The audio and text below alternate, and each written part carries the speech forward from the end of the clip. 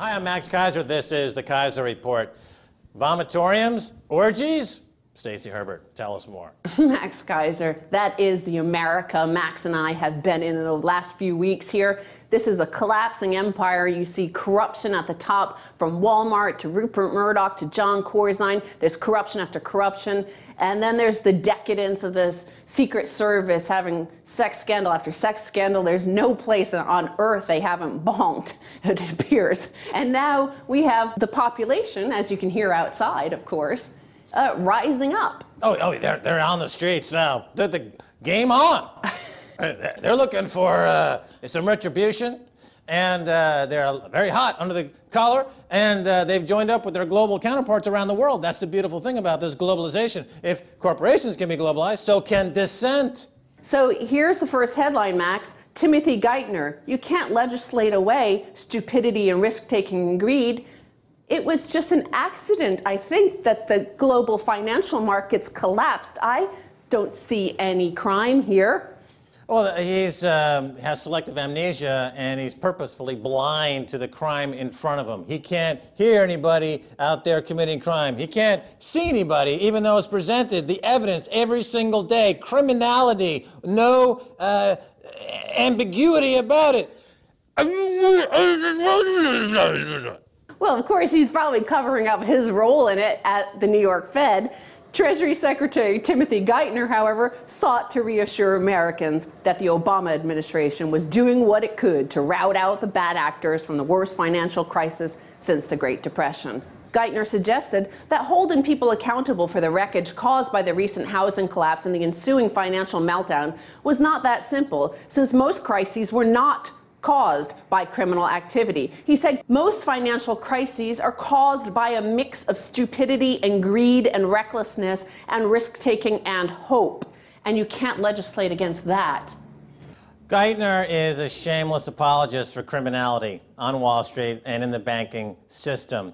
He has no accountability. Turbo Timmy, who famously cheated on his taxes, is lecturing people on morals, and the criminality is rife, as William Black, for example, professor, will explain in great detail. Of course, he's not allowed anywhere near these prosecutions because he'd put thousands of these bankers into jail. So they don't have prosecutions. And the Treasury Secretary, Tim Geithner, is on television telling lies to cover up these crimes. He's like Richard Nixon, but a lot shorter. Testimony has shown that Lloyd Blankfein knew he was selling deals. So what else does he need to say that, oh, that was stupidity, to admit to your guilt? You know, there's more than that going on. There's Geithner saying, I don't hear Geithner admitting his guilt. Oh, I don't see Wall Street telling me all the facts and figures of their guilt.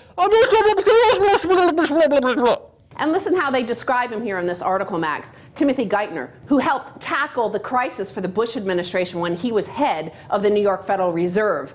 I believe you could say it was the New York Federal Reserve that caused the crisis. They helped engineer the crisis. They helped cover up the crisis. This is why people are out in the streets protesting, rising up across the world, across the United States on May Day, protesting the New York Fed in particular. Absolutely. The New York Fed is connected directly with the folks in the City of London, where the epicenter of the global fraud is committed, goes right to the New York Fed and then to the Federal Reserve in Washington and to central banks around the world. But the New York Fed is one of the linchpin crime syndicate hubs. Geithner comes out of that crime syndicate. Now he's on the national stage, and if he keeps going at it in this way, we can only assume that he'll be the next CEO of Goldman Sachs. Well, the article goes on to quote Timothy Geithner as reassuring the American population that the wheels of justice are turning now. The wheels of justice are spinning in their grave. That's where the wheels of justice are turning. It's an appalling miscarriage of justice.